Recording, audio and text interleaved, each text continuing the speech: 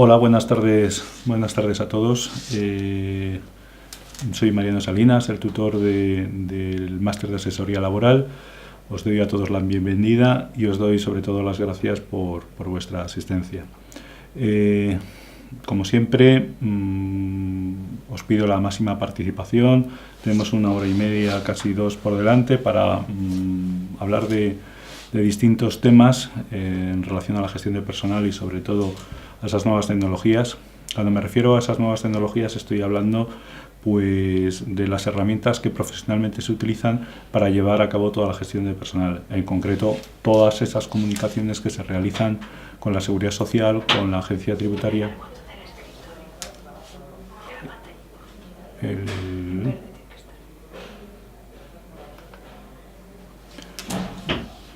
Vale.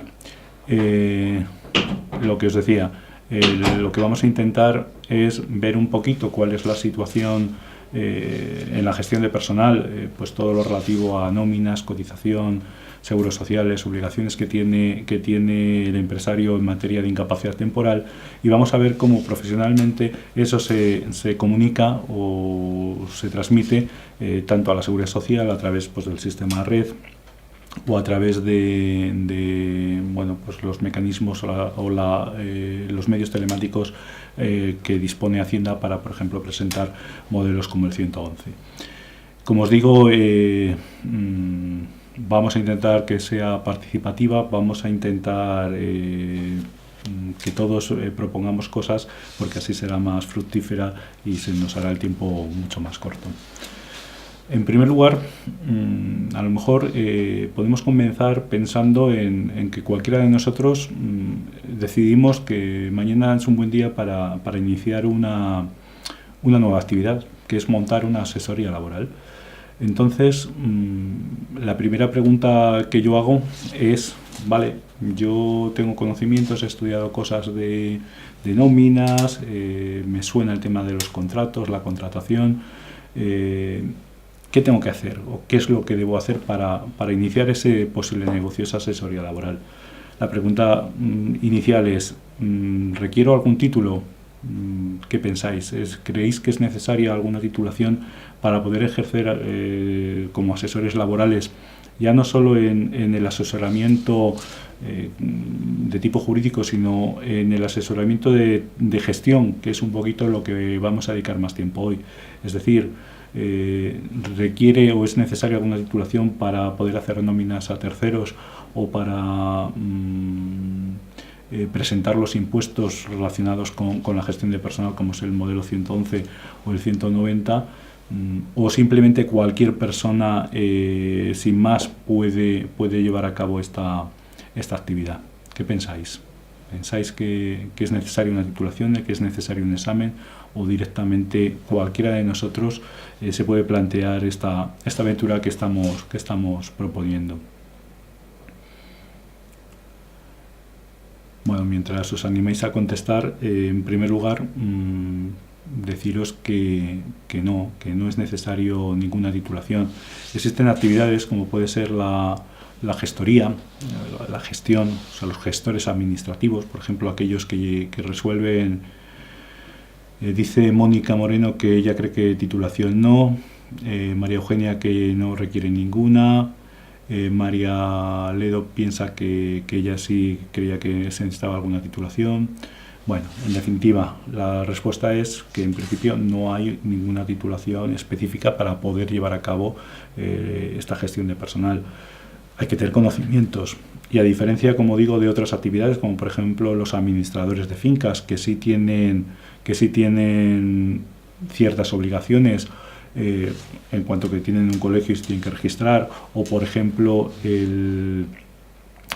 lo que he dicho antes, los gestores administrativos que tienen que pasar un examen y colegiarse en el Colegio de Gestores Administrativos para poder ejercitar actividades como por ejemplo las altas y bajas en matriculaciones en tráfico, etcétera. El asesor laboral, en principio, no necesita al día de hoy ninguna titulación específica. Evidentemente hay que señalar que como vamos a actuar en representación de terceros, el ser abogado o el ser graduado social pues tiene una serie de ventajas en cuanto que existen convenios con los colegios profesionales y la Seguridad Social y la Agencia Tributaria que permiten de forma más sencilla que podamos ser colaboradores con estas entidades, mientras que si no estamos dentro de estos colectivos tendríamos que buscar una representación continua. O sea, continua. Cada vez que tuviéramos un cliente tendríamos que pedir a los organismos correspondientes que queremos llevar a cabo o que vamos a ser los representantes frente a esas administraciones de esos terceros. Vale, pues planteada la idea, lo que vamos a ver ahora es he decidido montar esa asesoría laboral, tengo que saber ahora qué mínimos necesito, qué programas necesito, y para ello lo primero evidentemente Internet.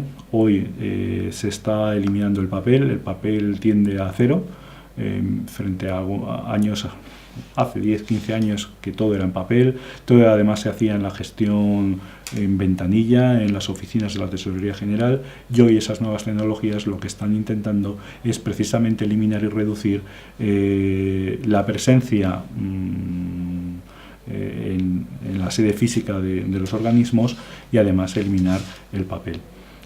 Yo no sé si recordáis, pero antes las nóminas se hacían con matriciales, con unas impresoras enormes de estas de carro que tenían además unos anchos especiales, con papel continuo, se hacía todo en papel. Bueno, pues hoy prácticamente con dar un botón la gestión en esa cotización, esas altas o bajas, se hace de forma inmediata, directa y rapidísima. Por lo tanto, ha mejorado mucho, porque en todas estas cuestiones se están utilizando y aplicando esas innovaciones técnicas. Por lo tanto, lo primero, evidentemente, es tener su ordenador, tener conexión a Internet y, básicamente, contactar con la agencia tributaria para poder ser colaborador en la gestión, es decir, poder llevar a cabo la emisión de determinados impuestos. Hoy, esta tarde, nos vamos a referir concretamente al 111 y al 190 en cuanto a las retenciones y la declaración anual de las personas a las que se retiene. Y por otro lado, pues también es necesario la conexión o instalación de lo que se llama la WinSuite, que luego veremos lo que es una digamos como un buzón de intercambio, y luego por supuesto es fundamental acogerse al sistema Red, que es el sistema que tiene operada la Tesorería General de la Seguridad Social para poder llevar a cabo todo de forma telemática en cuanto a alta, bajas, variaciones, comunicaciones de partes de baja, etcétera, etcétera. Y fundamental, por supuesto, un programa de nóminas. Hoy llevar a cabo la gestión de personal sin el apoyo de un software como un programa de nóminas es completamente inviable. El programa de nóminas nos va a permitir elaborar todos los ficheros, todos los documentos que luego vamos a ir transmitiendo a través de estas distintas modalidades. Pues lo tenemos todo preparado. Vamos a ir viendo y os voy a enseñar un poquito qué es la WinSuite, cómo sería.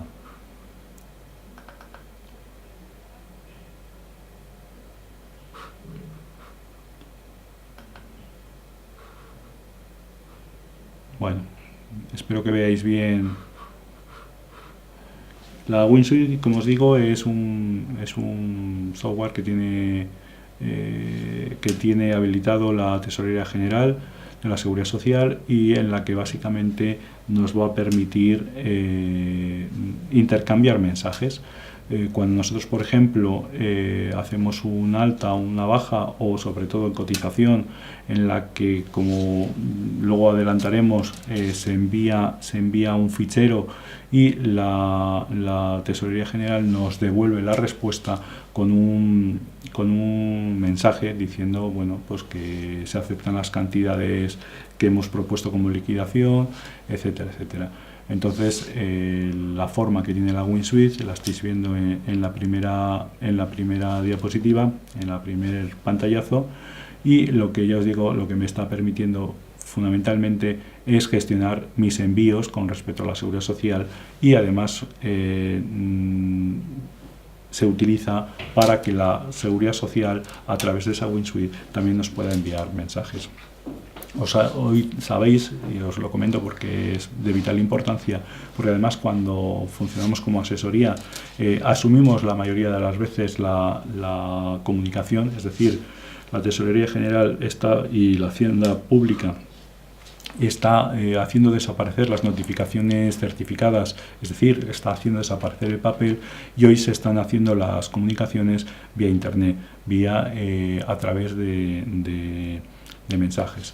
A través de la WinSuite nos dicen que como autorizado tenemos un mensaje, y luego tenemos que ir a la oficina virtual, es decir, a la página de la Seguridad Social, en la oficina virtual, donde nosotros, si tenemos la autorización reconocida, podemos abrir la comunicación, que puede ser un descubierto, un problema o una reclamación de deuda, etcétera, etcétera.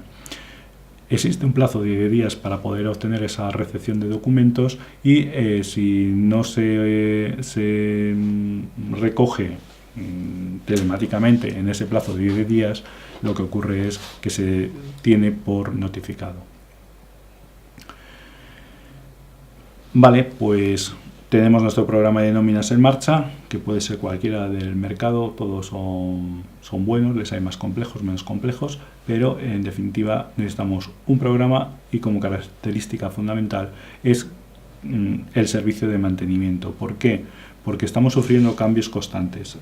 Recientemente se establece la obligación de que cotice el plus de transporte. Bueno, pues nuestro programa de nóminas tiene que estar también actualizado para que toda la información que nosotros remitamos sea correcta, y evitemos así que puedan poner recargos a la administración, a la empresa, y si nosotros como asesores lo gestionamos, las responsabilidades que se nos puede solicitar por esos incumplimientos, por esos defectos, por esos errores. Vale, pues vamos a pensar que estamos ya montados como asesoría y aparece por la puerta nuestro primer cliente. Imaginemos que es una sociedad limitada y que lo que quiere hacer en primer lugar es, bueno, en la WinSuite ya veis que es una cosa muy sencilla. En la última pantalla veis cómo van llegando los distintos mensajes, eso se abre, se puede imprimir y obtenemos toda la información.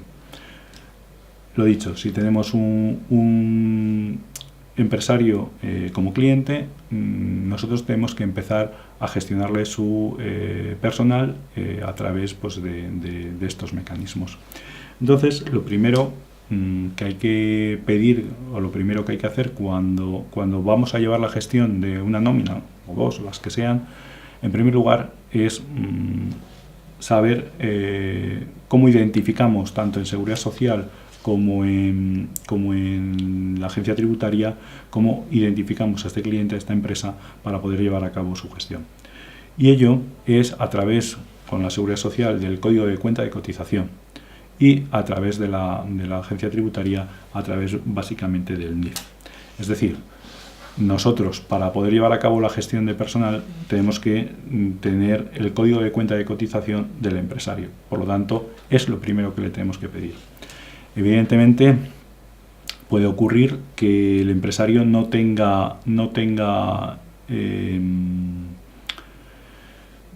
código de cuenta de cotización. Es decir, además es bueno que vayamos ya manejando la terminología en materia de personal. El CCC, el código de cuenta de cotización, es el número que se le asigna a una empresa de seguridad social. Como digo, puede ocurrir que no exista tal número, que sea inexistente. ¿Por qué? Porque nunca ha ejercido la actividad la empresa. Entonces, lo que tenemos que hacer, y voy a ver si puedo minimizar esto.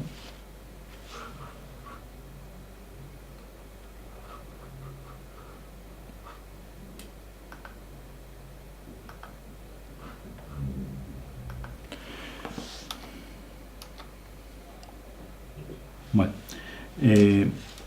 lo primero que tenemos que decirle es que nos facilite ese código de cuenta de cotización, que es el número que identifica con la Seguridad Social. Como digo, puede ocurrir que no le tenga. Entonces, lo que hay que hacer es solicitar la inscripción de la empresa en la Seguridad Social, que es un documento, es el modelo TA6, es un documento que hay que rellenar, que tiene que rellenar el empresario, y como cuestiones importantes, primero, que las nuevas tecnologías no nos sirven para poder inscribir al empresario. Hay que ir a la oficina con las escrituras correspondientes, con toda la documentación, etcétera. Aquí, una de las cuestiones más importantes, y luego ya hablaremos de ellas, es que en este momento de inscripción el empresario tiene que seleccionar a una mutua de accidentes de trabajo y enfermedades profesionales que gestione los accidentes de trabajo y enfermedades profesionales. La primera pregunta que os hago yo, ¿cuesta dinero? Es decir, ¿cuánto cobra la mutua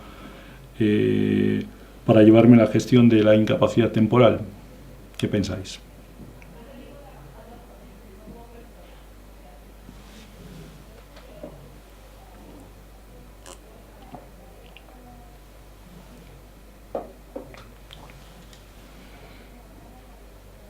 Mónica dice que cada mutua tendrá sus tarifas, yo creo que sí cuesta, dice María Eugenia. Antonio dice que sí. Ernesto es la voz disidente, dice que no.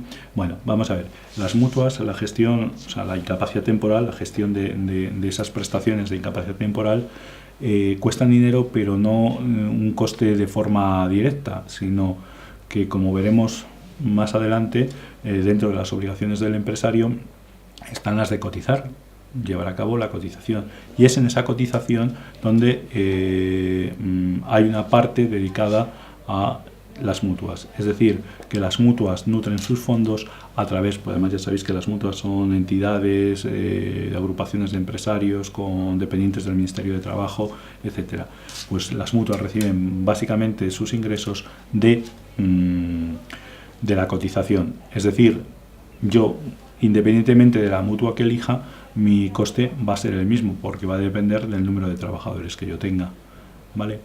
Pero esa es una de las cuestiones importantes que yo tengo que decidir cuando solicito mi inscripción. Me van a dar un número de la Seguridad Social, que con eso voy a poder gestionar todo lo relativo a ello, y además es el momento para determinar con quién voy a contar para llevar a cabo la gestión de esa incapacidad temporal. Una vez que tengo el número, y bueno, la característica es que no puedo llevar la gestión telemáticamente, sino que hay que ir a una oficina, y en esa oficina habrá que aportar toda la documentación, y si es una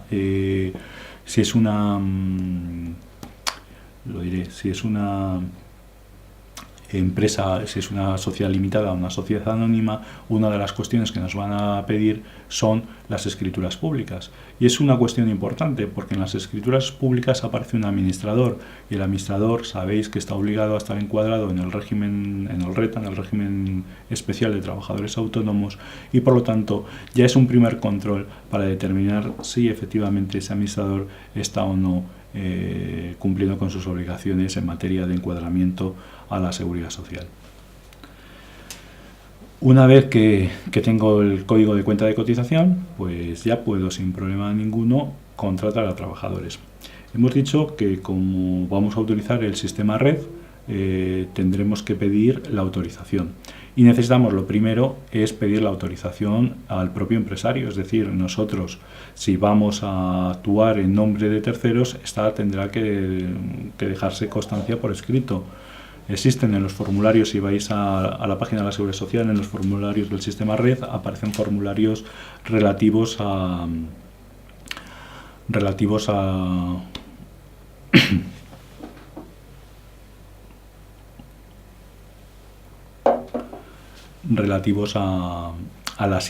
la representación, es decir, existe un formulario en la que la empresa y el trabajador acepta esa representación, eso se remite a la Tesorería General y además se solicita a través de un modelo correspondiente, creo que era el modelo 105 o algo así, se solicita la asignación de ese código de cuenta de cotización, y a partir de ahí yo ya puedo manejar libremente el código de cuenta de cotización a través de los distintos mecanismos que intentaremos ir explicando.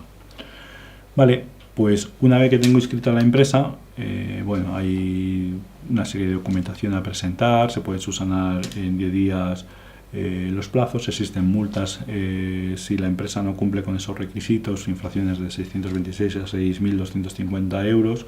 Esto, si además se va a contratar, pues puede llevar a cabo a mayores sanciones, porque si al final tenemos un trabajador, no tenemos inscripción, no tenemos código de cuenta de cotización, no podemos dar de alta al trabajador, con lo cual le tendríamos de forma irregular y podrá incrementarse los costes.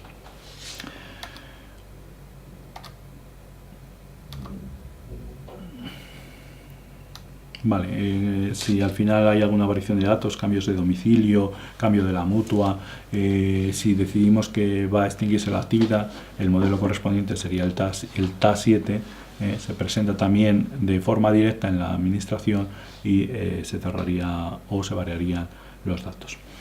Vale, dicho esto, la primera cuestión es que el empresario, que es nuestro cliente, nos pide que demos un alta. Entonces, vale, ¿qué es lo primero que tenemos que pedirle o qué pensáis que hay que pedirle para poder cursar ese alta?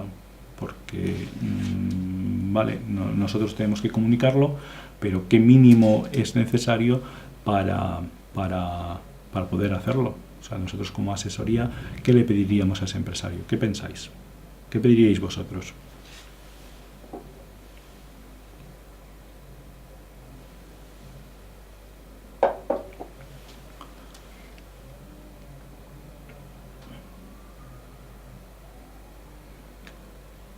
María Ledo nos dice que los datos de empleado, nombre de DNI y número de la Seguridad Social. Alexis alta en la empresa. Bueno, Alexis datos de los empleados. Bueno, lo que nosotros tenemos que pedir es, estamos pensando en un trabajador y lo que necesitamos fundamental es su DNI, su número de la Seguridad Social, y con esto también hay que tener mucho cuidado porque muchos trabajadores que no han iniciado nunca una actividad lo que hacen es traer la cuenta, o sea, el número de Seguridad Social del padre o de la madre porque están como beneficiarios de la Seguridad Social. Entonces en la tarjeta aparece un número con una B, ese número no nos vale. Tiene que ser el número de Seguridad Social asignado directamente a él como titular. Y además sería también muy importante que facilitara la demanda de desempleo, la papeleta en el que consta como demanda de desempleo, por si queremos gestionar y pensar en alguna bonificación en materia contractual, como luego veremos. Por lo tanto, eso es lo que vamos a pedir y con eso nosotros ya podemos iniciar las gestiones. Puede ocurrir que, como he dicho, el trabajador no tenga número de Seguridad Social, que la tenga o que sea beneficiario de un tercero. Entonces, en estos casos, lo que tiene que hacer es solicitar la afiliación al sistema de la Seguridad Social. Y ello se hace con el documento TA1, es un documento muy sencillito, con fotocopia del DNI, se va a la Tesorería General de la Seguridad Social y uno sale con su número de la Seguridad Social. Como veis, en Seguridad Social siempre estamos manejando el código de cuenta de cotización, el CCC, y si hablamos de trabajadores, el NAF, el NAF, que es el número de afiliación, que son dos números que identifican a empresa y trabajador en el sistema y además son vitalicios, son para siempre. No se cambia de número de Seguridad Social al cambiar de empresa, siempre va a permanecer juntos. Por lo tanto, si no es titular de ningún número de afiliación, habrá que pedírselo al sistema de la Seguridad Social y ello a través del TA1. Gestión que tampoco podemos hacer desde mecanismos telemáticos, es decir, es el trabajador el que tiene que desplazarse o quien sea con la autorización correspondiente a la oficina de la Tesorería General de la Seguridad Social para poder gestionar esa cuestión. Puede ocurrir, bueno, una vez que ya tenemos número de afiliación, tenemos todos esos datos, pues adelante podemos iniciar el alta. Cuando vamos a ver cómo lo haríamos, a través de qué mecanismo.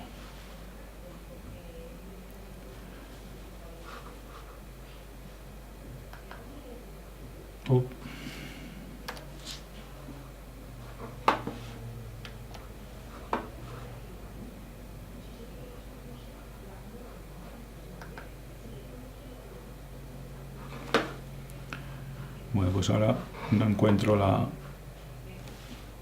la carpeta.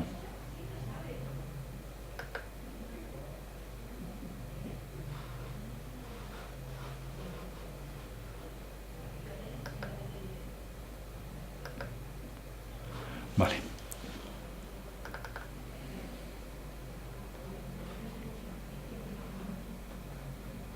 Bueno,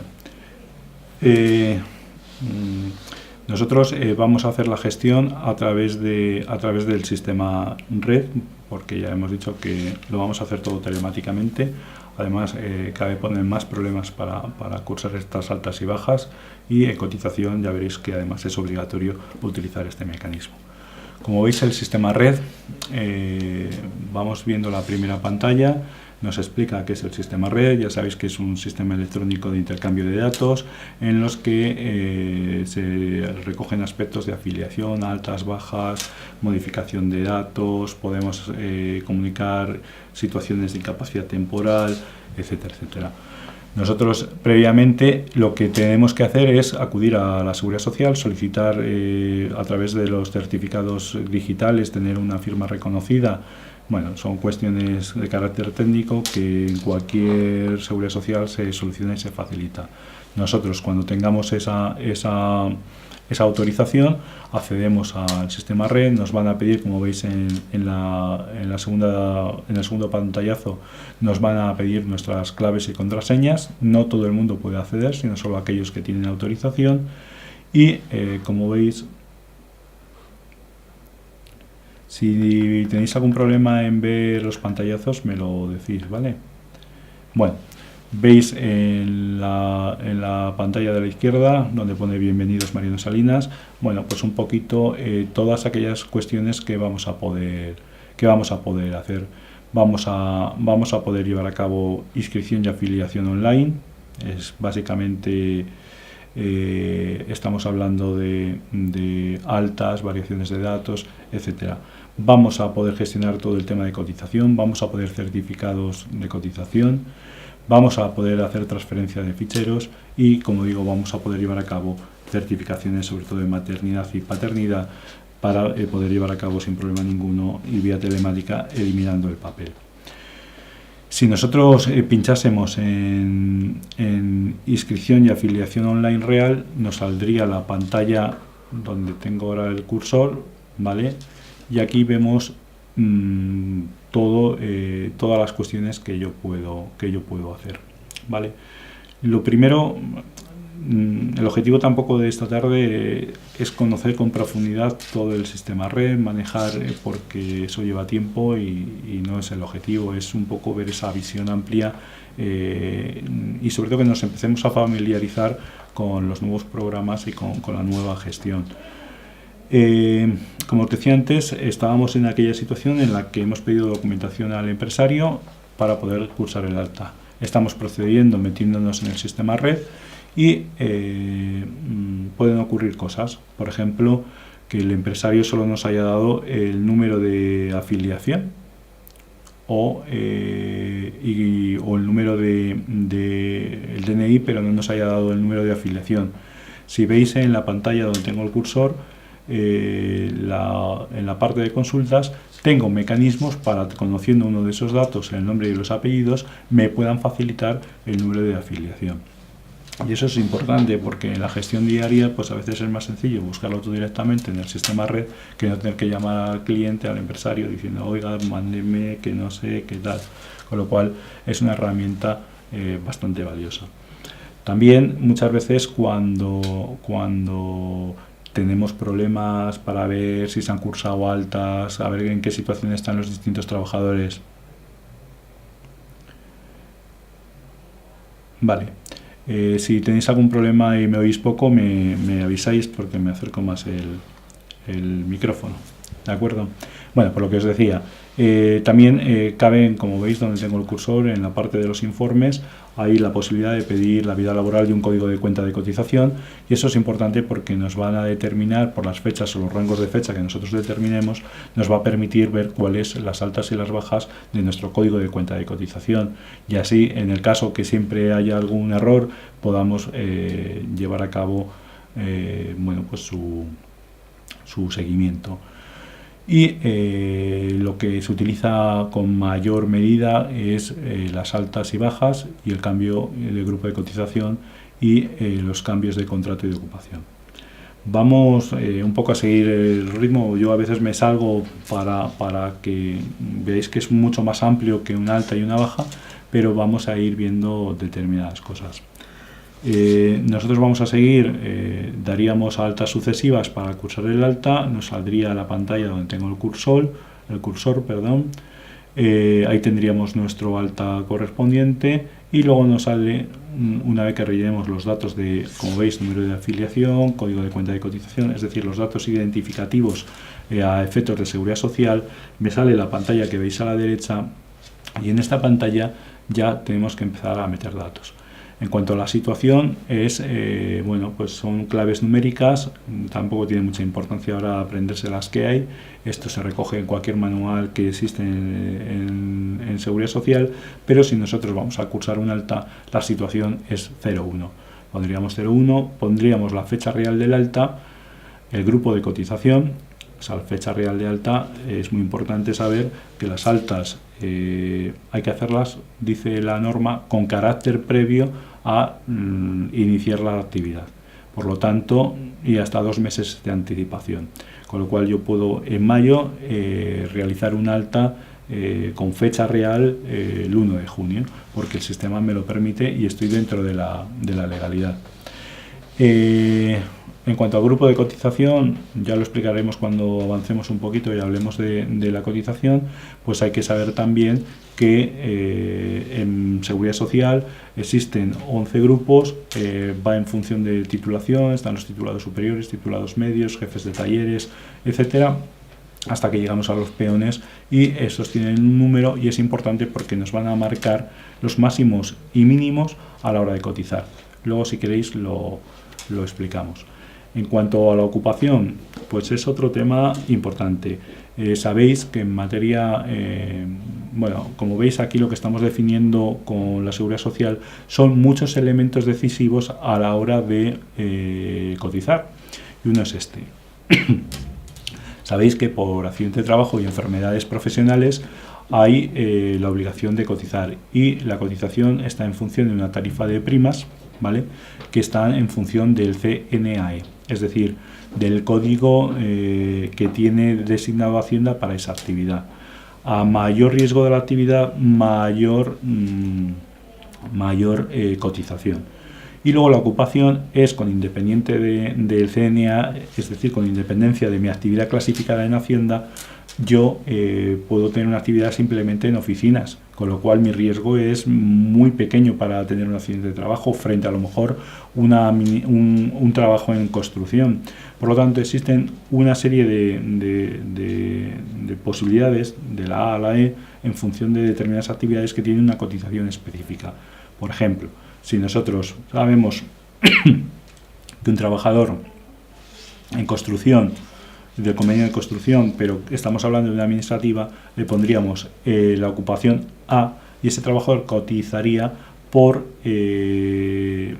aproximadamente un 1% frente a un 7% que cotiza un oficial primera que esté realmente en la obra. Por lo tanto, eso es otro dato a tener en cuenta. El tipo de contrato, pues otro elemento clave para determinar cuál va a ser esa cotización, porque sabéis que en función del tipo de contrato la cotización puede ser distinta. Si estamos hablando de contratos de duración determinada, está incrementada la cotización frente a un contrato de tipo indefinido. Por lo tanto, otra de las cuestiones que debemos reflejar en nuestra alta es precisamente ese contrato, esa situación. Luego veremos cómo se comunican los contratos y hablaremos un poquito de la dificultad como asesoría jurídica cuando el empresario dice, bueno, vamos a ver qué contrato hago a este trabajador, ¿qué me propones?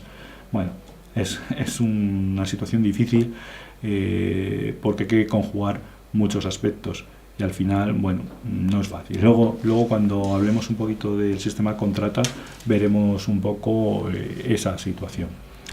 También, como sabéis, los contratos a tiempo parcial hay que marcarlos, hay que reflejarlos en la tesorería, va por un coeficiente. Para que sepáis cómo se calcula el coeficiente, lo que hay que hacer es una regla de 3, saber que si 8 horas son 1000, ¿vale? 4 horas X, con lo cual estaríamos hablando que un contrato de 4 horas tiene un coeficiente a tiempo parcial de 0,500, que significa la mitad. Vale, bueno, el resto de las cuestiones, pues lo que nos van a ir es indicando peculiaridades propias de cada trabajador y, muy importante, la condición de desempleado, que si lo es y estamos utilizando un contrato bonificado, habrá que designarla con número 1, que es lo que nos va a permitir reconocerlo, y el propio sistema nos va a informar que ese contrato puede ser bonificado.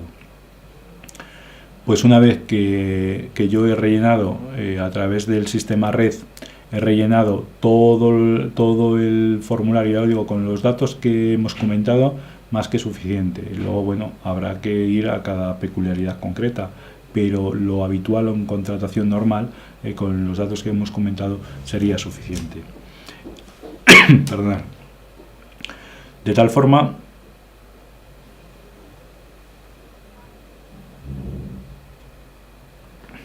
que, como veis, donde tengo el cursor, impresión del documento, bueno, pues podemos directamente en tiempo real sacar un justificante de que hemos tenido, que hemos cursado el alta para nuestro registro.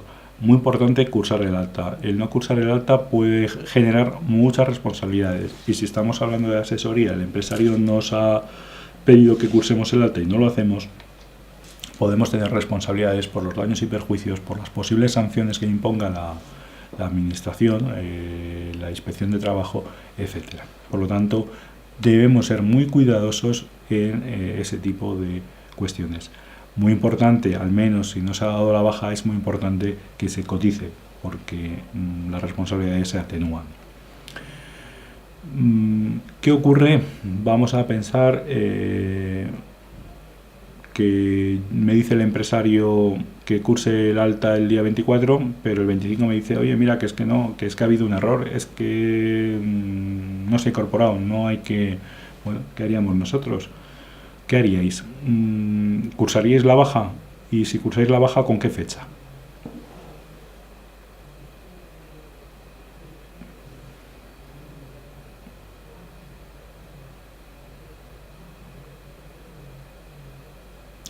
Alexis nos dice que porque esas responsabilidades no son iguales si alguien hace la declaración de la renta. Especifica un poquito cuál es el objeto de la pregunta, es decir,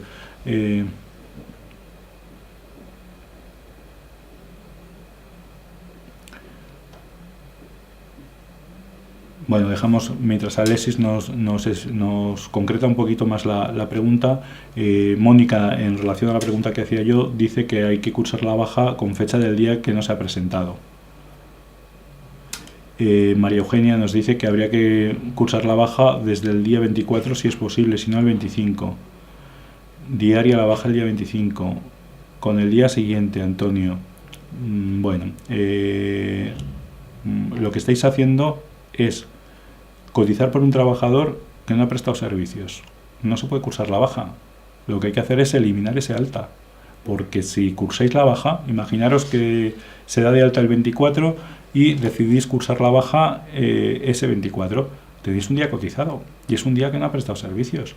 Lo que hay que hacer es eliminar ese alta. ¿Y cómo lo podemos hacer? Porque de lo contrario lo que estáis haciendo es cotizar adicionalmente, o sea, sería un coste innecesario. Estamos gestionando mal esa gestión de personal. Lo que habría que hacer, y el sistema así también nos lo proporciona, veis, modificación, eliminación de movimientos previos. Es decir,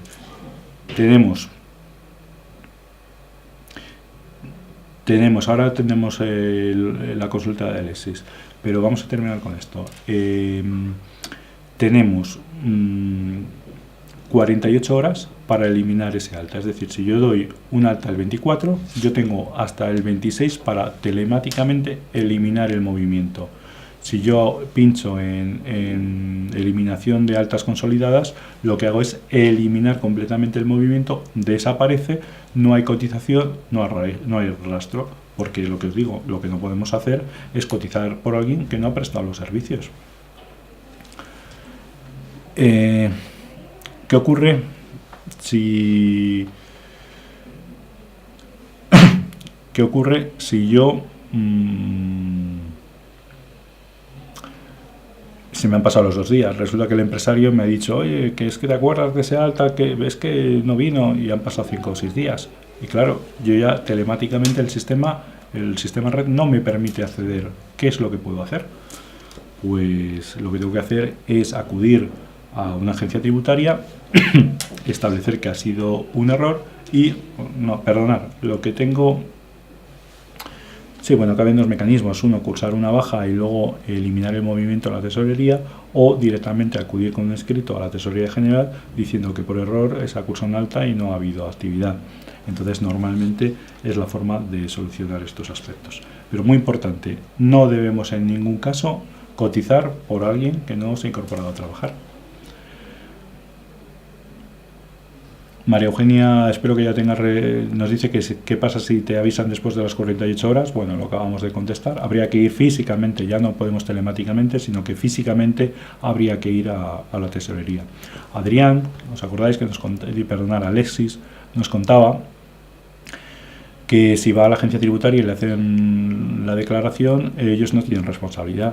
Claro, pero es que tú vas a un servicio gratuito, ¿vale?, a que tengan la declaración, y ya se establece previamente que no existe ningún tipo de vinculación profesional. Pero si yo voy a un profesional y me hace la declaración de la renta y me la hace mal, claro que tiene que responder, ¿vale? Al igual que si alguien pone en manos de un asesor laboral o una asesoría, pone en sus manos la gestión de personal, lógicamente, como todo profesional, debe responder por las negligencias, los errores cometidos, etcétera, etcétera. Ese es el matiz. Una cuestión es una cuestión gratuita de asesoramiento que, por supuesto,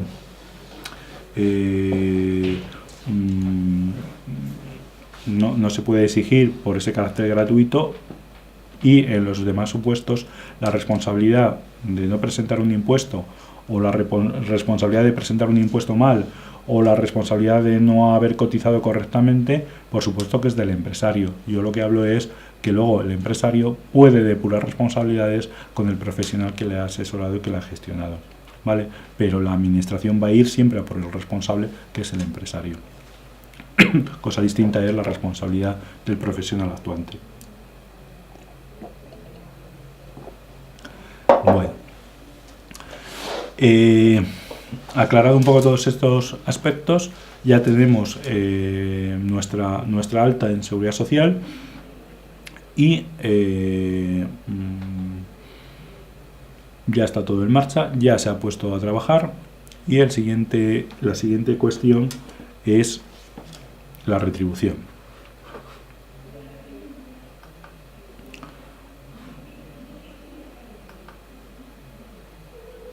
Vale. Bueno, ya hemos hablado de la afiliación, el alta del trabajador, los incumplimientos. También, como digo, hay sanciones, como veis. Además hay sanciones importantes que pueden llegar a 10.000 euros cuando se tiene a trabajadores sin alta en Seguridad Social, y además ya sabéis que con las últimas reformas puede ser reconducido a un tema de ámbito penal, un delito contra los trabajadores. Bueno, hoy es muy importante, sobre todo, pensar que si ese trabajador está realizando una actividad, tiene un accidente de trabajo, se pueden derivar muchas responsabilidades, recargos de prestaciones, etcétera, etcétera, que pueden dar muchos quebraderos de cabeza y muchos problemas al empresario. Por lo tanto, yo, desde luego, mi recomendación es cumplir en este aspecto con la legalidad más estricta y evitar problemas. Bueno, vamos a hablar antes de de la retribución de la contratación. Habíamos dicho anteriormente que ya cuando damos el alta tenemos que saber el tipo de contrato. La primera pregunta que te hace siempre un empresario, bueno, ¿qué tipo de contrato utilizamos? ¿Qué es lo que vamos...? Entonces, claro, lo primero que hay que plantearse es qué es lo que quiere el empresario.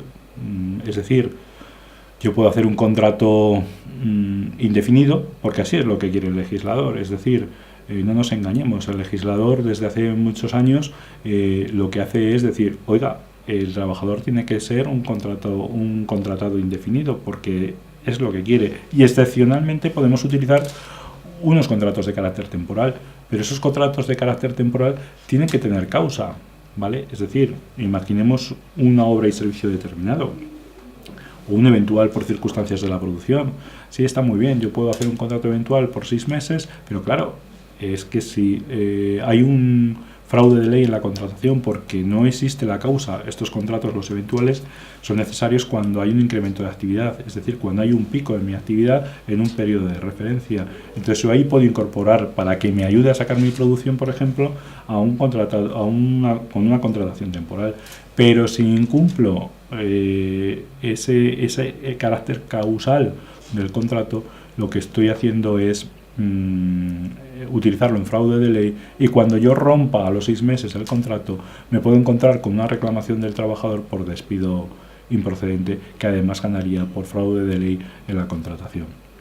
Por lo tanto, vale, ya tenemos el primer problema. Es que ese tipo de contratos pueden estar en fraude de ley. La Inspección de Trabajo cifra que hay un fraude del 50% en estos tipos de contratos, y yo y mi experiencia me dicen que hay más del 50%.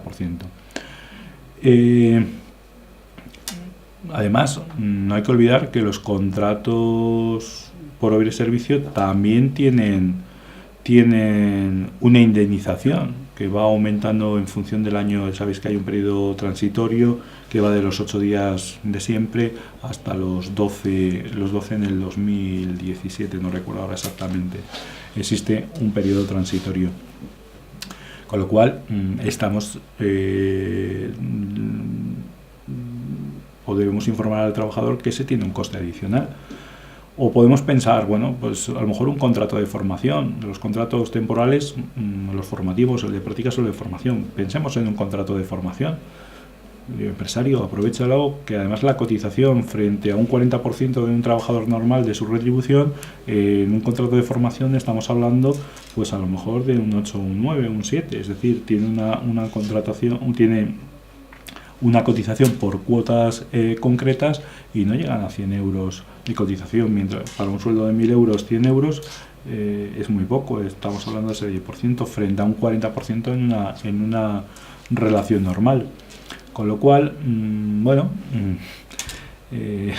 y tiene otra pega además. Esa es una cosa muy interesante, pero la pega es que hay que darle formación con un porcentaje de la jornada, y muchas veces no se da porque lo que se está utilizando es a ese trabajador como mano de obra normal.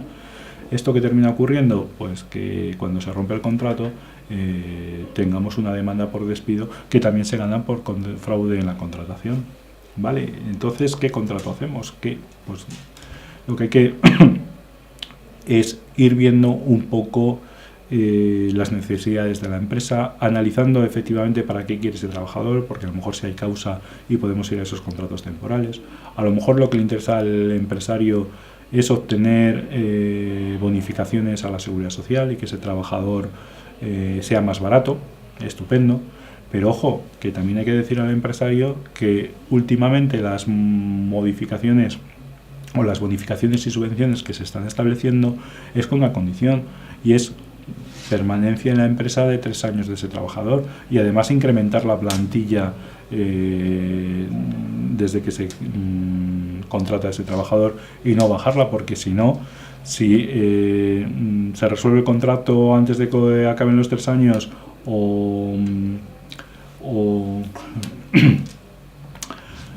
si se rompe antes de esos 3 años, pues ¿qué termina ocurriendo? Que tengo que devolver las bonificaciones con los incrementos correspondientes, con los porcentajes y recargos correspondientes. Por lo tanto, al final es muy complicado. Lo que hay que, desde mi punto de vista y con claridad, lo que hay que tener muy claro es que el legislador lo que pretende es tener un contrato indefinido, que hay que analizar muy bien, solicitar las bonificaciones en función de ese negocio. Eso lo tiene también que contar el empresario, y además, bueno, pues podemos utilizar también mecanismos o contrataciones como en el periodo de prueba. Por ejemplo, el contrato de emprendedores, un contrato bueno, que tiene un periodo de prueba establecido por ley de 1 año, perfecto.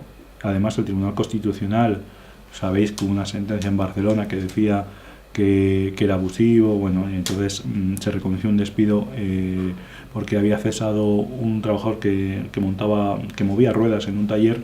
Habían puesto un periodo de prueba de 1 año y se despidió a los 9 meses. Fue a los tribunales y el juzgado número 1 de Barcelona, el 2, vino a establecer que era abusivo. Pero bueno, hoy esto está resuelto porque el Tribunal Constitucional lo que está diciendo es que es perfectamente válido un periodo de prueba de 1 año. En fin, veis, el mundo de la asesoría laboral es complicado, y además se complica porque cuando uno tiene criterios más o menos claros llega al Tribunal Supremo y dice, oiga, que la interpretación que hago yo de esta ley es de esta manera, con lo cual luego tú le tienes que explicar al empresario que por qué le habías dicho esto cuando la realidad era otra, y es porque el ámbito laboral va a una evolución muy alta, va cambiando constantemente, y además el Tribunal Supremo está haciendo una obra de interpretación muy importante que a veces rompe los esquemas, perdonad.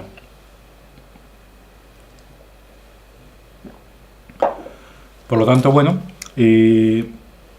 nos van a pedir consejo y nosotros tenemos que plantear cuál es la modalidad contractual que entendemos que se ajusta más a las necesidades del empresario. Pero no olvidéis que el empresario es el último que tiene que tomar esa decisión, que tiene que decidir con toda la información que nosotros le demos. Vale, pues una vez que tenemos decidido qué tipo de contrato vamos a dar,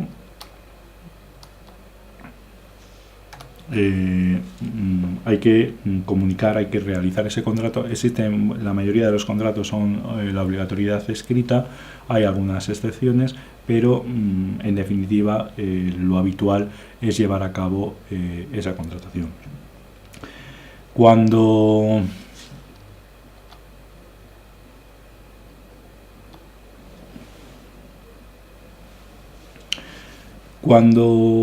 bueno, ya os digo que existen modelos contractuales, todos los temporales, etcétera, que sí exigen esa forma escrita, y en los demás supuestos, cuando no viene determinada la necesidad por ley, se puede pedir obligatoriamente por una de las partes que se haga por escrito, y finalmente el empresario está siempre obligado a comunicar al trabajador los elementos esenciales del contrato.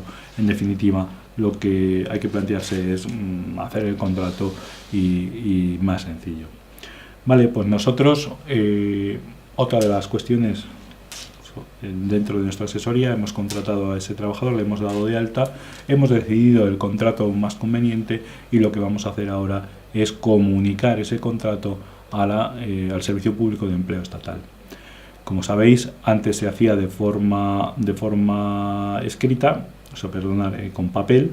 Se llevaban 2 copias básicas y 3 normales, se llevaban al INEN, se sellaban, ellos se quedaban una copia básica y una normal, y el resto se quedaba uno el empresario, otro el trabajador y otro el comité de empresa. La copia básica del comité de empresa sí existía.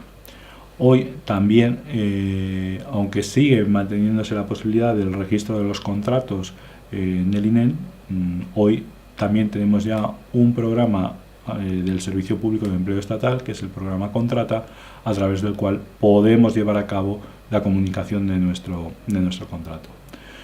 Vamos a verlo.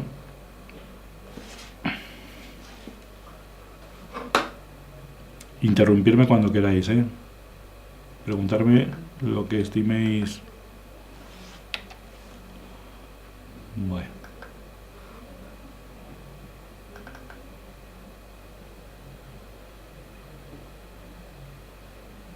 Vale, pues como veis,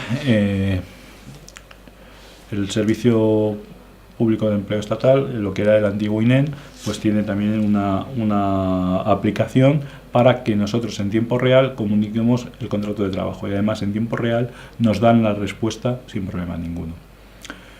Hay que acudir al Servicio Público de Empleo Estatal, habrá que registrarse, tener el certificado correspondiente y se inicia la contratación.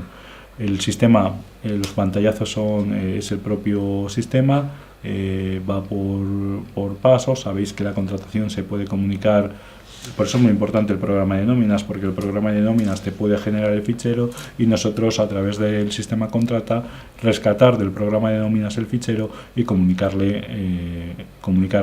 ese contrato al Servicio Público de Empleo. Si no lo he dicho, saber que tenemos la obligación de presentar ese contrato al Servicio Público de Empleo en un plazo máximo de 10 días. Si tenemos o no llevamos a cabo dicha comunicación, puede haber sanciones. Es una sanción leve, pero volvemos a lo mismo. Si nosotros tenemos comprometido profesionalmente la comunicación del contrato y no lo hacemos, la responsabilidad es de los daños y perjuicios ocasionados, como puede ser una multa, pueden ser repercutidas a nosotros. Si veis, pregunta Mónica si los 10 días son hábiles o naturales. En principio son 10 días naturales, ¿vale? La práctica es, no están poniendo, no se incide mucho en la persecución de la presentación 10, 15, 20 días. En principio no hay muchas sanciones en esta materia. Ya os digo que es una falta leve. Gracias, Mónica, por la pregunta. Bueno, como veis, el sistema contrata lo que es una comunicación y lo que se va a ir haciendo es a través de pantallazos pues muy intuitivos, pues se va llevando a cabo la comunicación. Veis en esta pantalla donde tengo el cursor, bueno, pues las posibilidades que hay, y nosotros pues lo que vamos a hacer es comunicación de la contratación, ¿vale? Una vez que comunicamos la contratación, vamos a buscar, como veis, lo que os decía antes, puede ser a través del envío de ficheros, puede ser a través de la comunicación de datos. Es decir, vamos a utilizar este mecanismo, vamos a comunicar datos y en la comunicación de datos vamos a ver qué es lo que comunico, ¿vale? En este caso pondríamos contrato. El sistema, como veis, es intuitivo, nos está diciendo qué tipos de datos, o sea, qué tipos de contratos. Pues sabéis que ahora el Servicio Público de Empleo sobre todo lo está agrupando en grandes bloques. Entonces diríamos que es un contrato, imaginaros que hemos hecho un contrato indefinido y ahí pues tenemos el contrato ordinario, tarifa plana. Bueno, pues iríamos eligiendo el que más se ajustara a nuestras necesidades. Y luego ya pues lo que hay que hacer es ir incorporando datos de la empresa, datos del trabajador, ¿vale? Y datos del contrato. Se aceptaría y ya tendríamos comunicado el contrato. Lo mismo haríamos con la copia básica. El sistema nos da finalmente un reporte y con eso tendríamos cubierta nuestra obligación. Con un buen programa de nóminas, pues evidentemente nos ahorramos todo este mecanismo de ir rellenando los datos, que evidentemente es tedioso, lleva tiempo. Entonces, con un buen programa de nóminas nos genera un fichero directamente. Una vez que rellenemos los datos del trabajador, identifiquemos el contrato y establezcamos las cláusulas que consideremos oportunas, se comunicaría a través de ese fichero. Muy bien, pues solucionado el tema del contrato, que como veis ha sido un tema complicado porque tenemos que decidir qué tipo de contrato y normalmente la decisión la tomamos en las asesorías laborales, los que llevan a cabo la gestión de personal.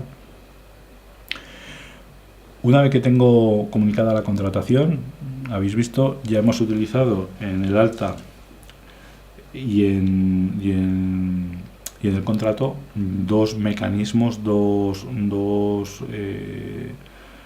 programas de gestión, como son el sistema red y como es el sistema contrata. El siguiente paso o sea, nuestro empresario que ha apostado por nosotros, nuestro primer cliente, nuestro primer trabajador, lo que tenemos que ahora es confeccionarle la nómina, ¿vale? Y ese es otro tema también complicado. ¿Qué debo pagar al trabajador? Es otra pregunta que nos pueden hacer, y os la traslado. Si os preguntasen qué valor daríais o qué módulo estableceríais para pagar a un trabajador, qué criterios utilizaríais para establecer cuál es su retribución, ¿qué pensáis?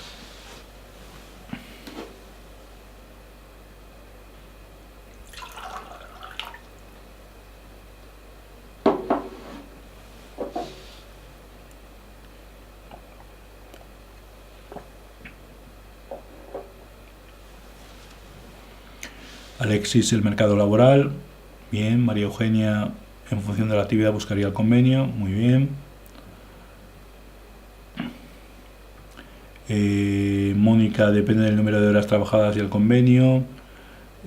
María, el régimen general de trabajo según la actividad se desarrolle y según la comunidad en que pertenezca. Antonio, según lo establecido en los convenios laborales. María, convenio del trabajo a realizar, convenio. Bueno, estáis un poco en la onda. Hay dos módulos básicos. Uno, salario mínimo interprofesional, ¿vale? Por debajo del salario mínimo interprofesional en ninguna actividad se puede cobrar menos, ¿vale?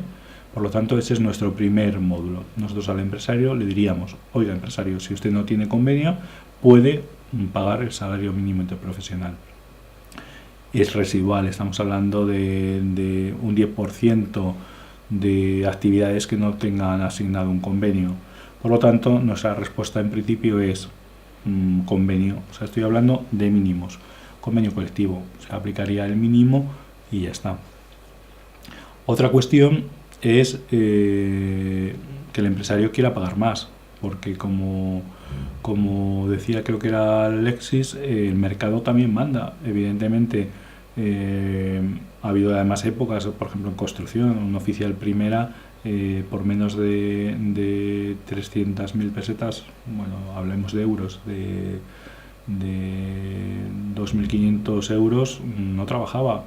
Hoy ha cambiado con la crisis, pero bueno, el mercado también va a determinar.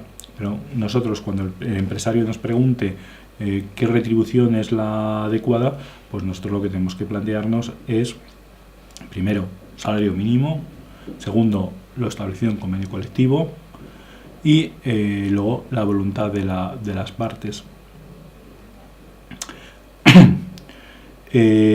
Por encima, lo que quiera el empresario. Otra cuestión que también es muy típica es, todos los conceptos son cotizables, porque sabéis que hay conceptos que cotizan, otros que no. Bueno, hoy también se está complicando esa situación. Por ejemplo, ya sabéis que el plus de transporte cotiza desde el 22 de diciembre del 2013.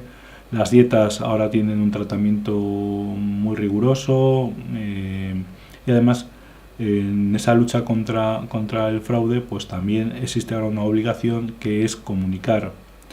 Todavía no está del todo instaurada, pero va a ser comunicar todos los conceptos que cobre el trabajador, coticen o no coticen. Es decir, nosotros incorporamos a la base de cotización, luego lo explicaremos mejor cuando entremos en cotización, buscaríamos en la base de cotización e incorporaríamos todos los conceptos, ¿vale? Y con independencia de los que coticen o no, lo comunicaríamos a la Seguridad Social todos los conceptos pagados. Por lo tanto, lo que está haciendo el sistema es, evidentemente, pagar. Por lo tanto, cada vez hay menos posibilidades y habrá que decir al empresario que, evidentemente, salvo excepciones, salvo supuestos de dietas, justificadas, por supuesto, pues que en principio estamos hablando de retribución. Y luego, pues está el A, el B, esas posibilidades de pagar fuera de nómina, bueno, son en principio cuestiones ilegales, pero que en la práctica se lleva a cabo, ¿vale? Una de las cuestiones, estamos en esa retribución, hemos acordado con el empresario que se le va a pagar el salario mínimo del convenio y tenemos las siguientes obligaciones. 1. Confeccionar la nómina. Importantísimo nuestro programa de nóminas. Nosotros damos los datos, informamos los datos y el propio programa de nóminas nos hace todos los cálculos. ¿Vale? Fundamental. Hay una parte importante en cuanto a la nómina, y es que tenemos obligación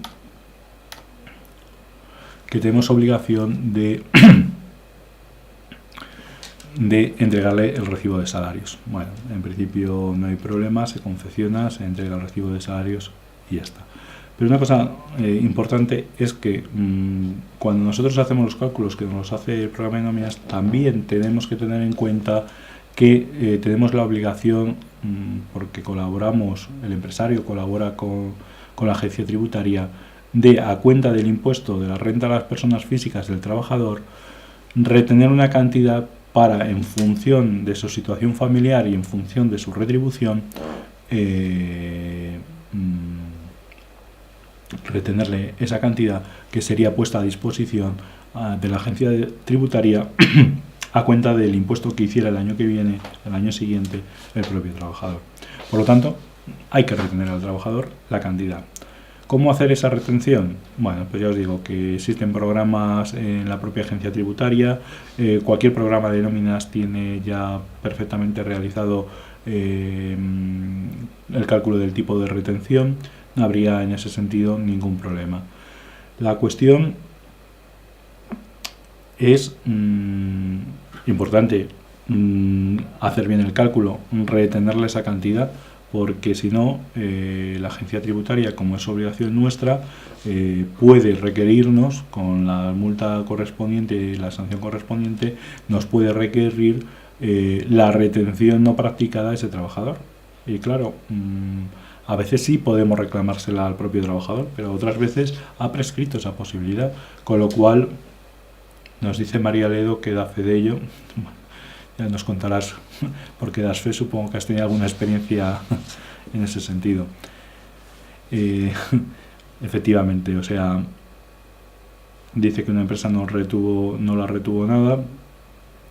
Bueno, las obligaciones fiscales en principio son, y pagué lo más grande. Es importante, pero bueno, a veces una empresa, el tema de la retención luego es muy complicado, porque claro, imaginaros que se entra en la empresa en el mes de noviembre. Pues según las previsiones de pago no va a haber retención de ningún tipo, y eso va a la renta al año siguiente y efectivamente puede suponer un pago. En fin, que es fundamental hacer con corrección la retención correspondiente, porque si no el empresario se puede ver involucrado en responsabilidades. Pregunta que formuló: ¿es posible retener? María dice que si estáis cobrando el paro, que también es conveniente que se introduzca un porcentaje de retención. Evidentemente, lo que no pagues en su momento lo tendrás que pagar en el día de la declaración. Y el problema además en ese caso que se introduce es que, como estás en paro, has tenido dos pagadores. En definitiva, tus límites para tener o no obligación se reducen bastante, y por lo tanto, pues sí, evidentemente parece que cuesta menos con un poquito al mes que no de repente afrontar todo el tema del pago de Hacienda. Lo que os preguntaba es, ¿yo puedo retener a un trabajador porcentajes distintos a los que legalmente correspondan? ¿Qué pensáis?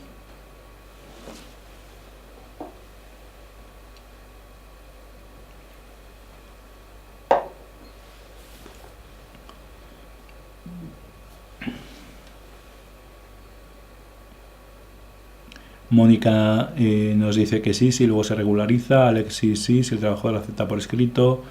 Ana Isabel cree que sí. María Ledo sí, porque todo va a la agencia tributaria. Bueno, vamos a criterios importantes.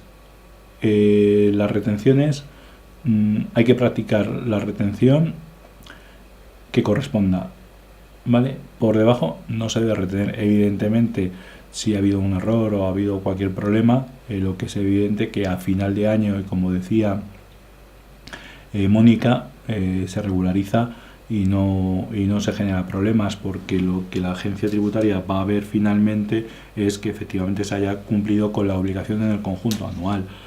Pero si un trabajador, vosotros según vuestros cálculos le corresponde un 10 y dice que por favor que necesitaba llevar más dinero efectivo, que le pongáis un 6, en principio eso no es posible. Ahora, si el trabajador dice, oye, si me corresponde un 10, ponerme un 18, que luego me cuesta mucho pagar, etcétera, eso sin problema. Evidentemente lo debéis dejar constar por escrito y se le aplica la retención que el trabajador decida. Siempre por encima, nunca por debajo. Y claro, estamos haciendo retenciones, que en definitiva es coger a la nómina del trabajador y decir, pues en vez de cobrar 1000 vas a cobrar 800, porque 200 son para Hacienda. Y vale, ¿y cómo se lleva eso a Hacienda? ¿Cómo el empresario que ha cogido un dinero que pertenece al trabajador por su trabajo, qué hace con esa cantidad? ¿Qué es lo que hace? ¿Qué es lo que pensáis que debe hacer o que puede hacer?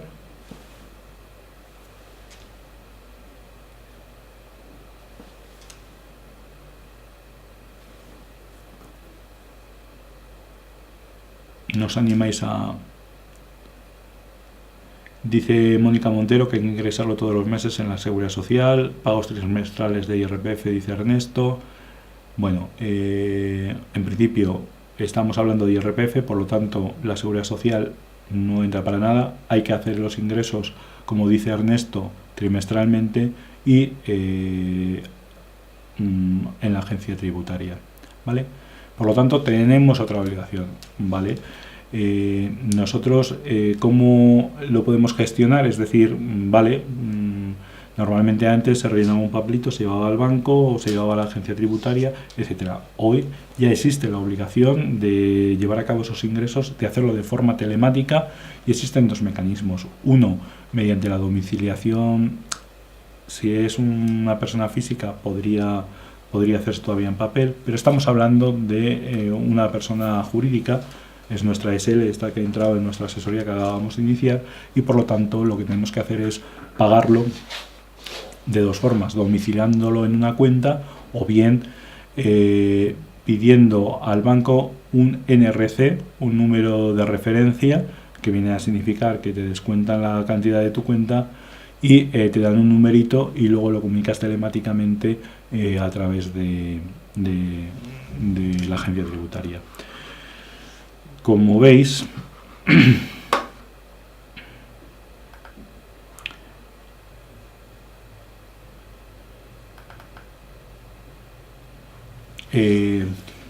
¿cómo lo haríamos? Bueno, lo habíamos dicho al principio, tendríamos que tener una firma electrónica, ¿verdad?, que nos lo reconociese. Hoy también se puede hacer, habéis visto que hay un PIN de 24 horas, bueno, que te permite en 24 horas poder llevar a cabo la gestión. Pero en definitiva tendríamos que meternos en la página de la Seguridad Social, meternos en la sede electrónica. Veis en la segunda pantallazo, nos iríamos a impuestos y tasas. Buscaríamos dentro de impuestos y tasas, nos iríamos a pagos a cuenta, ¿vale? Y en pagos y cuentas nos iríamos al modelo 111, que es el modelo que tenemos que utilizar para ingresar las retenciones de nuestros trabajadores. Pero no solo las retenciones de nuestros trabajadores, sino todas las retenciones que sean practicadas a profesionales. Por ejemplo, imaginaros que tenéis contratado a un abogado como persona física, ¿vale? Esa empresa tiene un abogado como persona física, le cobra un importe y existe la obligación a ese abogado en esa factura, en esa relación mercantil, existe la obligación a cuenta del impuesto del abogado retener un 21%. Ese 21% también va al modelo 111. Modelo 111 que le seleccionamos, veis, aquí nos va a pedir cómo queremos hacerlo, si a través de un PIN de 24 horas, si a través de una certificación. ¿vale? También podemos utilizar, además viene muy bien para cuando se hacen los resúmenes anuales, a acudir a la información que tienes registrada y que tú has remitido a la agencia tributaria para ver luego tu resumen, que se hace en el 190, que ahora hablaremos de él. Y este es el modelo que aparece telemáticamente. Tendríamos que rellenarlo, ¿vale? Pues el número de perceptores, el importe y las retenciones practicadas. Y definitivamente luego pues veríamos si es a ingresar, si lo que se hace, si es a ingresar con un NCR, como hemos dicho. Si se domicilia, pues hay que domiciliarlo en el banco correspondiente. A través se designa el número de cuenta, se firma, se envía y tenemos resuelto nuestro impuesto. Este impuesto tenemos que liquidarlo trimestralmente, ¿vale? Cada 3 meses. Hay que hacerlo antes del 20 del mes siguiente. Es decir, si queremos liquidar el trimestre primero del año, tenemos que hacerlo antes del 20 de marzo. Y si queremos domiciliarlo en cuenta, tenemos que hacerlo antes del 15 de marzo, porque si no, no es posible la domiciliación y tendríamos que acudir a nuestra cuenta para pedir el NCR correspondiente. Pues nada, tenemos cumplida también telemáticamente nuestra obligación. Hay que decir que en el ámbito de la asesoría muchas veces este impuesto le hace el asesor fiscal. Sabéis que conjuntamente con la asesoría jurídica laboral, perdón, hay una asesoría fiscal y muchas veces este impuesto pues lo hace esa asesoría, pero la mayoría de las veces, como corresponde a las retenciones practicadas de los trabajadores, lo hace la asesoría laboral. Y luego, porque claro, aquí con este modelo no podemos ver que efectivamente a quién se ha ingresado las cantidades, porque lo que estamos haciendo es hablar en volumen, es decir, hay 2 trabajadores que han percibido 20.000 euros y que hay 1.000 de retención, pero no sabemos a quién corresponde. Para eso está el resumen anual, el modelo 190, que es una declaración de personas a las que se ha practicado retención, en la que se les identifica el tipo de contrato que tienen, se les identifica su situación personal, su importe, su retención, la seguridad social que se le ha practicado porque es gasto deducible, los profesionales, etc. De tal forma que la agencia tributaria, y esto además también hay que hacerlo de forma telemática, tiene constancia de todos los importes que se han satisfecho al trabajador. Incluso si estamos hablando, por ejemplo, de indemnizaciones de despido, que en principio están exentas, también deberían figurar en ese modelo 120, en ese desglose. Pues nada, tenemos hecha la nómina, tenemos la obligación de conservarlas, tenemos que enviárselas. Problema, ¿puedo enviarle yo esa asesoría? ¿Cómo puede hacer llegar las nóminas al trabajador?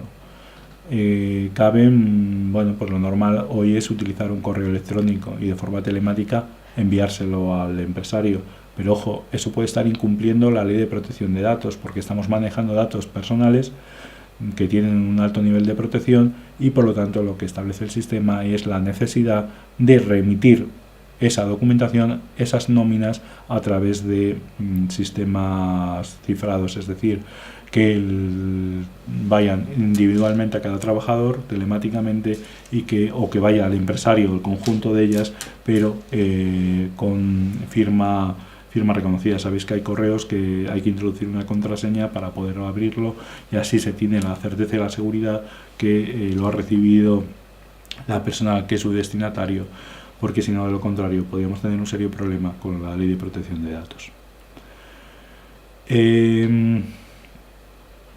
¿Deben firmar, es necesario firmar la nómina? ¿Qué pensáis? Es decir, todos los meses se entrega la nómina, ¿es necesario firmarla? Mónica dice que ya no, María Ledo ya no, María Eugenia no, Ana Isabel sí, María Luisa sí, para que conste. Bueno, la respuesta está entre el no y el sí. En principio, si lo que estamos haciendo es pagar al empresario, si el empresario paga en efectivo, que es un mecanismo normal, no es que sea necesario, que es fundamental, porque no deja de ser el recibo de salario. También es cierto que hoy las nóminas no se pagan en efectivo, es muy raro ya el caso. Normalmente está todo hecho con transferencias bancarias o con talones. En definitiva, si nosotros tenemos a través de cualquier mecanismo, que es el banco, la transferencia bancaria, el control de que efectivamente se ha abonado, la firma es innecesaria. Pero si pago en efectivo, claro que sí, porque si no, el día de mañana puede haber una reclamación por salarios y el empresario no puede justificar que es a quien incurre la carga de la prueba, no puede identificar quién es no puede justificar que efectivamente ha pagado todos esos salarios. Por lo tanto, la firma es muy importante cuando se paga en efectivo. Vale, pues nada, dentro de nuestra asesoría tenemos ahora la necesidad de cotizar por el trabajador. Claro, es decir, le hemos dado de alta, hemos hecho un contrato, hemos hecho su nómina, hemos cumplido con todas nuestras obligaciones en materia salarial. Recordaros que en materia salarial el trabajador tiene derecho a cobrar dentro de los 5 días siguientes a su devengo, ¿vale? Por lo tanto, si no es un incumplimiento, que también puede ser objeto de sanción, y además el retraso continuado también puede ser objeto de extinción del contrato de forma unilateral por parte del trabajador. Vale, la siguiente obligación, o sea, dentro de nuestra asesoría también tengo que tener el mecanismo adecuado para poder llevar a cabo la cotización, ¿vale? Es decir, sabéis que que la empresa, cuando hace contrataciones, pues tiene que retener al trabajador unas cantidades y el empresario aportar otras cantidades para cubrir una serie de contingencias, para que cuando éstas se produzcan, el sistema de seguridad social despliegue su protección, como puede ser la protección por desempleo, como puede ser la incapacidad temporal, como puede ser cualquier tipo de prestación. Por lo tanto, hay que cotizar. ¿Cómo se lleva a cabo? Programa de nóminas. El programa de nóminas nos calcula y nos hace un fichero, ¿vale? Y se manda vía WinSuite. Acordaros de a través del sistema RED, por supuesto, pero a través de la WinSuite se va a mandar ese fichero en el que está contenido todos los TC1, o sea, todo el TC1 y los TC2 de la empresa, y se comunica telemáticamente. Hoy ha desaparecido el papel para las empresas, hoy están obligadas a utilizar la vía telemática, y si no lo hacen, entre otras cosas, no pueden llevar a cabo la cotización y además perderían todas las bonificaciones o subvenciones que hubieran solicitado. Por lo tanto, programa de nóminas se gestiona, se nos genera el fichero, cada programa tiene su mecanismo, ese fichero se reconduce a la WinSuite y a través de la WinSuite lo mandamos a la Seguridad Social. La Seguridad Social posteriormente nos remite a través de la WinSuite, como vimos al principio, un mensaje en el que nos dice, pues bueno, según los datos sobrantes en la Seguridad Social, la cotización es correcta y se acepta y ya está. Caben dos mecanismos de hacer el pago, como similar a lo que hablábamos con el 111, con el modelo de Hacienda. Uno es decir que lo domicilio en cuenta, por lo tanto hay que presentarlo el fichero correspondiente antes del 18 de diciembre, y por otro lado puede ocurrir que pidamos un sistema de... A ver si me recuerdo el nombre exacto. Bueno, el otro sistema es simplemente que nos dan una documentación en un folio en el que nos dicen cuál es el importe a pagar, las claves, y con eso tenemos que ir, el pago electrónico, y con eso tenemos que ir a la entidad bancaria para abonar la cantidad. En principio no tiene mayor complicación. Recordaros que, como veíamos al principio, cabe la posibilidad de tener el sistema a través del sistema RED. Accederíamos a la página de la Seguridad Social, sistema RED, nuestras contraseñas, iríamos a la pantalla que vimos anteriormente, nos podríamos gestionar todo el tema de cotización. Como veis, donde tengo el cursor, en la cotización, lo que me permite es pues llevar a cabo toda la gestión de las liquidaciones, etcétera. Y una cosa muy importante es la gestión, o sea, la consulta sobre la situación de la cotización. Vale, entonces, como veis, lo que yo puedo hacer es pedir un certificado de situación de cotización al empresario. Como veis en esta pantalla, me puede servir para contrataciones, subcontrataciones, para pedir subvenciones, etcétera. Y a raíz de esa petición, perdonad, a raíz de esa solicitud, pues el sistema me envía un documento en el que dice que la empresa está al corriente de pago, nos dice cuál es la deuda, podemos pedir el detalle de deuda y eso instantáneamente lo podemos tener, que también es una cuestión bastante importante. Habíamos hablado más o menos en cotización. Lo que hay que tener en cuenta es que utilizamos sistema red a través de la WinSuite para comunicar esos ficheros, que dentro del sistema red tenemos la posibilidad de gestionar las liquidaciones, que podemos ver cuál es la deuda existente, que podemos sacar los recibos cuando no se ha pagado en plazo con los recargos correspondientes y con esos documentos ir al banco a hacer efectivo el pago, etcétera. En definitiva, estamos gestionando de forma directa y sin tener que acudir a la oficina de la Tesorería General todo el tema de la cotización. Hay otro tema importante que hay que mencionarlo. Ir haciéndome preguntas si hay cosas que no quedan claras.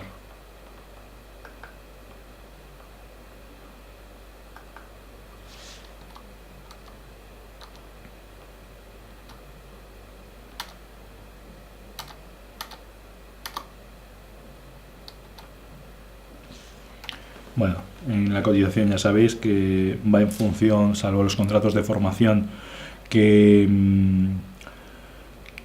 va en función de una cuota establecida en la ley de presupuestos o en las normas de desarrollo de cotización. En los demás casos hay que calcular una base que va en función del salario. Dentro de ese salario dentro de esa base está el salario base, los complementos salariales o los extrasalariales por el exceso del límite exento. Hay que señalar que se le aplica un tipo de cotización, ¿vale?, que es también establecida en los presupuestos generales del Estado, y con eso obtenemos una cuota que es nuestra cuota a pagar para afrontar todas esas cuestiones. Hay que decir que se cotiza por contingencias comunes para atender las enfermedades comunes, la viudedad, las incapacidades permanentes derivadas de una enfermedad común o accidente no laboral. Hay que también cotizar por accidentes de trabajo, ya lo habíamos mencionado antes, que a mayor riesgo de la actividad, mayor importe de cotización, y que eso viene establecido también en una tarifa de primas de accidentes de trabajo, en la que según la actividad existe un tipo concreto, y luego hay que cotizar por desempleo, formación profesional y fondo de garantía salarial para que el día de mañana podamos tener formación gratuita, pueda beneficiarse el empresario de la formación gratuita y el trabajador tener esa formación gratuita. Podemos también, o es también para atender las prestaciones de desempleo cuando se rompe la relación laboral. Y muy importante el FOGASA, porque va a responder con determinados límites, que es el doble del salario mínimo interprofesional, máximo 120 días en materia de salarios y en materia de indemnización, 20 días en los casos de despidos objetivos y 30 días en casos de despidos improcedentes, con el límite del doble del salario mínimo interprofesional y máximo una anualidad. Y por lo tanto hay que pagar a ese FOGASA, que es una cuota exclusiva del empresario, para cuando caiga en insolvencia el fondo pueda atraer sus responsabilidades conforme al artículo 33. Podríamos hablar, ya os digo, de muchas cosas, pero lo importante era llevar a cabo la conexión de nuestra obligación en la gestión con un programa puesto a disposición de los usuarios, de los profesionales, y en este caso ya os he dicho que la WinSuite es el mecanismo fundamental. Otra cuestión es, a lo largo de la relación laboral se pueden producir situaciones que obligan al empresario, o en este caso a nuestro asesor o nosotros que hemos iniciado nuestra nueva actividad, a comunicar determinados aspectos. Imaginaros que el trabajador cae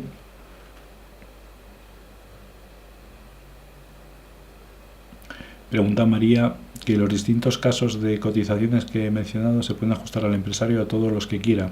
¿Hay algún tipo de límite? No, o sea, en principio la cotización en el régimen general es una cotización obligatoria y que viene en función de la retribución del trabajador, con un límite, una base mínima y una base máxima. El trabajador, o sea, el empresario ahí no puede hacer nada, tiene que pagar en función de esas bases. Las bases las veis en la diapositiva, ¿vale? Y son bases mínimas, bases máximas en función del grupo de cotización, como habíamos hablado, y luego los tipos va en función de contingencias comunes. Bueno, hay una serie de tipos de porcentajes que se aplican a esa base y con eso se obtiene los límites, evidentemente, son los marcados por las bases máximas. Vale.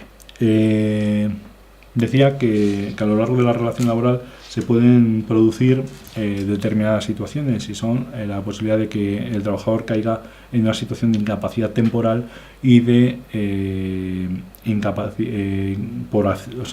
una incapacidad temporal derivada de enfermedad común o una incapacidad temporal derivada de accidente de trabajo. Sabéis que la incapacidad temporal es aquella situación en la que se suspende la prestación de servicios porque el trabajador necesita tratamiento médico y está imposibilitado para trabajar, pero persiste la obligación de cotizar y existe una prestación que va a recibir el trabajador por encontrarse en esa situación.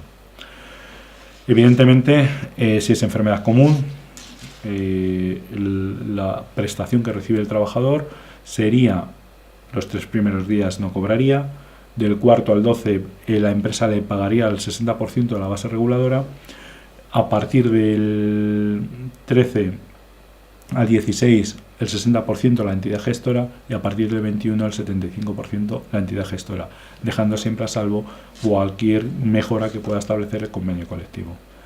Y si es accidente de trabajo, el 75% de la base reguladora desde el primer día, y el día del accidente es considerado día de trabajo. Esas son las prestaciones, pero claro, el empresario, o en este caso nuestra asesoría, lo que tiene que hacer es comunicar al sistema que efectivamente se ha producido esa situación. De tal forma que si no se lleva a cabo esa comunicación, pues puede originarse problemas importantes como son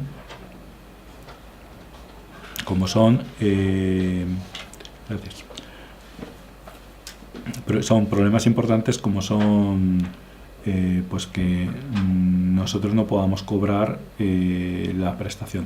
Y me explico. Cuando hay una incapacidad temporal, la prestación que corresponde a la entidad gestora, por ejemplo, si es una enfermedad común, a partir del 13º día, esa prestación se la adelantamos como empresarios al trabajador y luego en los seguros sociales del mes siguiente uno se los descuenta. Entonces, para que eso se pueda realizar, la Seguridad Social tiene que tener información. ¿Y cómo se lleva a cabo esa información? A través de la comunicación de los partes de enfermedad. Sabéis que cuando una persona está en posibilidad... Mónica nos pregunta cuál es la diferencia entre los grupos 4, 5, 6 y 7. Solo el tipo de trabajo realizado, efectivamente, va por categorías y va por mayor cualificación. A medida que se avanza en el grupo de cotización, la cualificación es menor. Está establecido de tal forma que los 7 primeros tienen retribución mensual y del 8 al 11 retribución diaria, que normalmente son pues, los oficiales de primera en construcción, peones, etc. Con respecto a la incapacidad, lo que planteaba es que la empresa tiene la obligación de llevar a cabo la comunicación de esa enfermedad. Hay que decir que mientras está en situación de IT, la única obligación que tiene el trabajador es acudir a confirmar su parte de baja y reemitir ese parte a la empresa. Y la empresa tiene la obligación de comunicar a la entidad gestora esa situación. ¿Y cómo lo realiza? Pues a través del sistema red, ¿vale?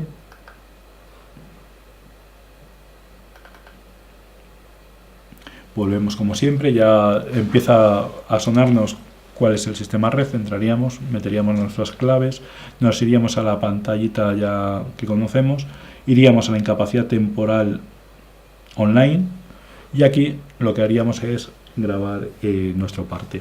Los partes médicos, supongo que habréis visto alguno, lo que vienen a decir es, bueno, pues es enfermedad común, el médico que lo ha atendido, etcétera. Bueno, pues lo que consiste es ir comunicando a través del sistema red esas situaciones de enfermedad común, accidente no laboral, etcétera. Lo que hay que hacer os tenéis que saber que hay un día que es el día de la baja, por lo tanto, como veis en la siguiente diapositiva, tenemos baja, confirmación y alta. Lo veis aquí en la pantalla. Entonces, cuando se cursa una baja, o sea, cuando uno va al médico y le dice, pues mire, váyase a su casa, no está usted para trabajar, tome su parte de baja. Ese parte de baja se lleva a la empresa y es el primer parte que se graba. Al tercer día hay un primer parte de confirmación y a partir de ahí se establece un parte de confirmación semanal hasta que se genera el alta. Se va rellenando, como veis en la pantalla. Bueno, pues todos los datos aparecen perfectamente en el programa de nóminas y en el parte que nos entrega el trabajador, y debemos cumplir con esta obligación: la baja, las confirmaciones y las altas. El mecanismo, el sistema red. Y puede ocurrir que sea por accidente de trabajo. Si es por accidente de trabajo, lo que hay que hacer es utilizar, y no he podido tener pantallazos para que lo vierais, pero es muy sencillo. Hay que, pues normalmente los responsables de los accidentes son las mutuas, entonces se rellena a través del sistema Delta, que también pertenece al Ministerio de Trabajo. Os metéis poniendo Delta en el Google, os guía, os dice los requisitos para daros de alta, y lo que hay que hacer son tres cosas. Una, partes de accidentes de trabajo. Cuando se produzca un parte de accidente de trabajo hay que comunicarlo a través del sistema Delta, eso llega a las mutuas. También hay que comunicar los accidentes laborales sin baja, y eso se comunica mensualmente. Si no hay si no hay accidentes laborales, no se hace ninguna comunicación. Y por último, se haría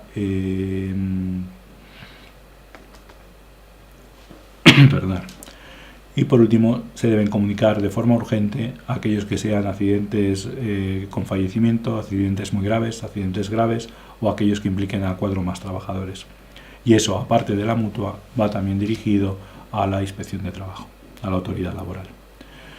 Y básicamente hemos contemplado pues todos los programas de gestión que se están utilizando actualmente. Por último, os quiero recordar que está en marcha un nuevo sistema, que es el sistema Creta, que va a hacer cambios importantes en cuanto a la gestión de cotización.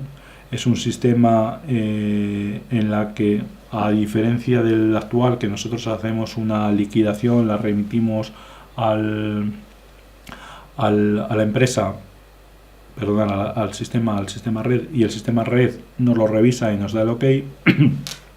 El sistema Creta tiene un criterio distinto y es un sistema de facturación.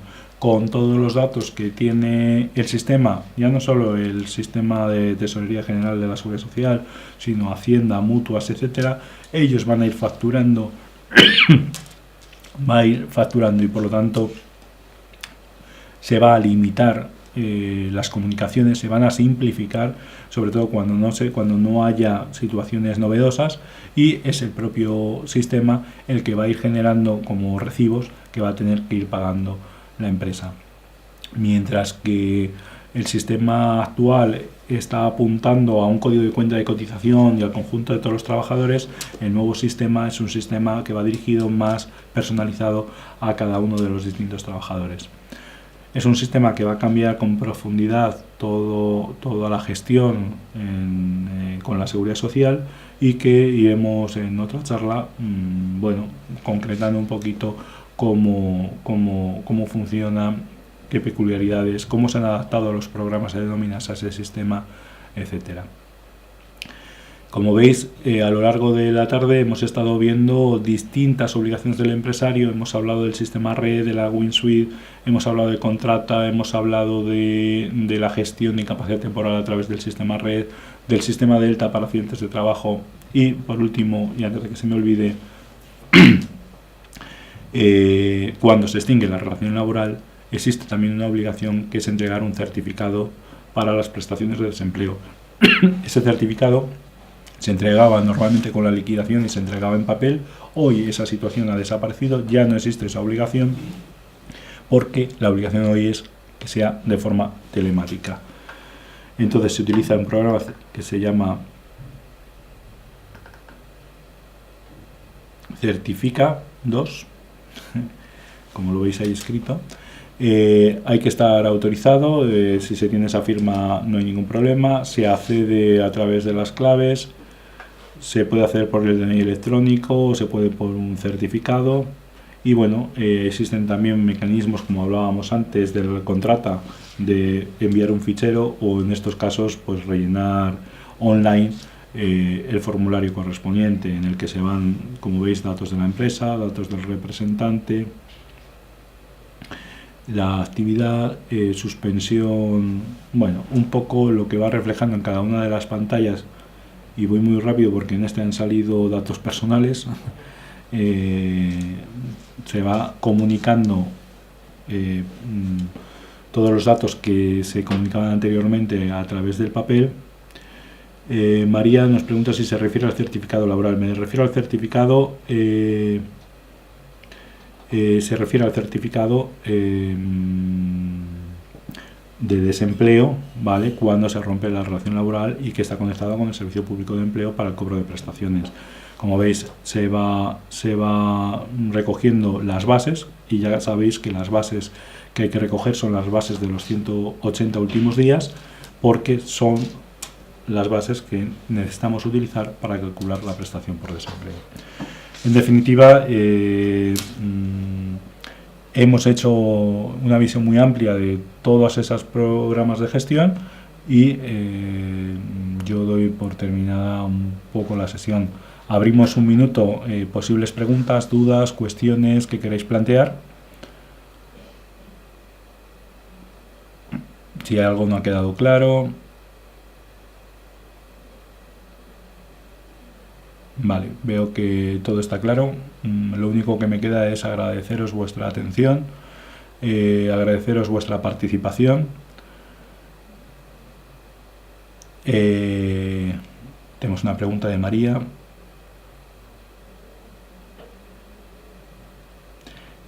Ahora que se realizaba telemáticamente lo de, me imagino que te refieres al certificado para la prestación de desempleo, se manda telemáticamente con este programa. Cuando se manda, veis que está mecanizado, el certificado de empresa se ha realizado correctamente y de forma automática el Servicio Público de Empleo ya tiene el certificado en su ordenador.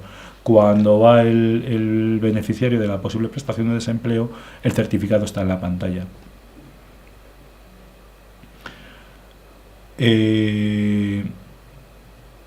Contestadas las preguntas, por supuesto, gracias a todos vosotros, Jesús incluido, y nada, que a vuestra entera disposición, y cualquier cosa que tengáis, cualquier duda, podemos utilizar el aula virtual. Muchas gracias.